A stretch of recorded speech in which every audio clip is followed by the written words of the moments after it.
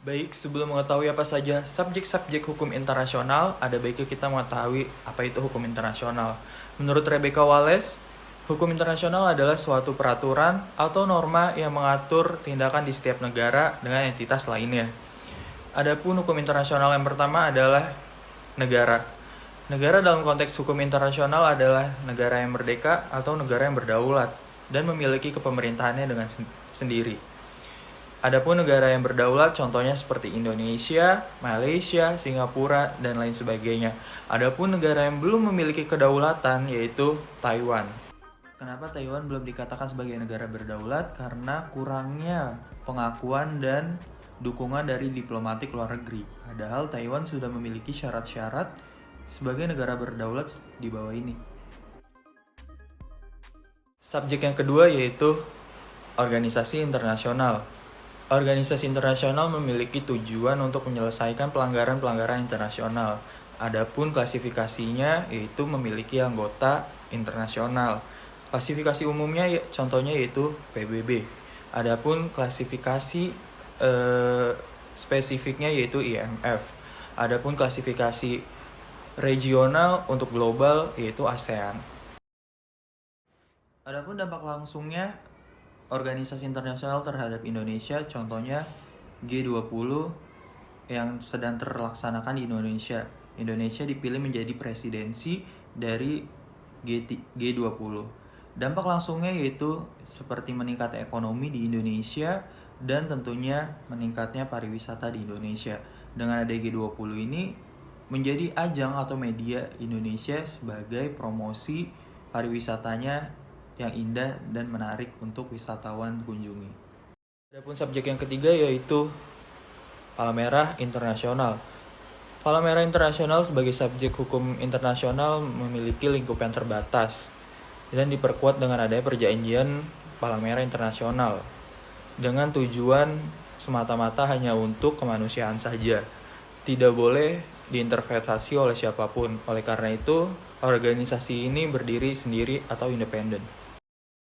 Dampak dari pembentukannya Palang Merah Internasional berdampak juga ke Indonesia. Contohnya seperti pembentukannya Palang Merah Indonesia, di mana Palang Merah Indonesia juga memiliki manfaat. Contohnya dalam sukarelawan untuk di pertolongan pertama di rumah, di sekolah, di kampus maupun di tempat kerja. Contohnya di tempat sekolah yaitu adanya Palang Merah Remaja untuk membantu siswa-siswa yang membutuhkan medis dan sebagai penyedia donor atau pendonor bagi yang membutuhkan. Subjek hukum yang keempat yaitu Tahta Suci Vatikan.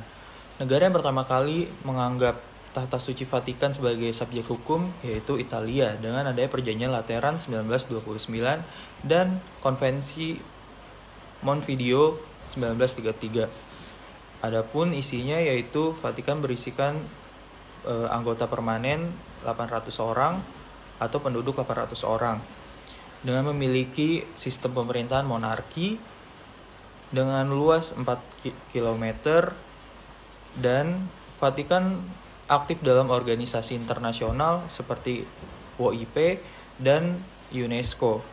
Seperti contohnya hubungan Vatikan dengan Indonesia dalam diplomasi yaitu adanya kedutaan di kedua negara ini. Subjek hukum yang kelima yaitu kaum pemberontak. Kaum pemberontak ini bermula dari negara yang berdaulat atau negara yang merdeka apabila mereka disertai dengan bersenjata dan meluas ke berbagai daerah, maka sikap yang diambil adalah mengaku eksistensinya. Contohnya seperti Taliban yang ada di Afghanistan, mengambil sistem kepemerintahan di Afghanistan. Adapun tujuan kelompok Taliban menguasai Afghanistan yaitu untuk membentuk Afghanistan sebagai negara dengan syariat Islam. Dengan pemerintahan syariat Islamnya, Taliban membentuk ekstremisme kepada perempuan. Contohnya perempuan dilarang bersekolah, perempuan dilarang bekerja, dan perempuan dilarang untuk keluar dengan yang lain mahramnya. Hal ini membuat kesetaraan gender di sana menurun drastis. Subjek hukum yang terakhir yaitu individu.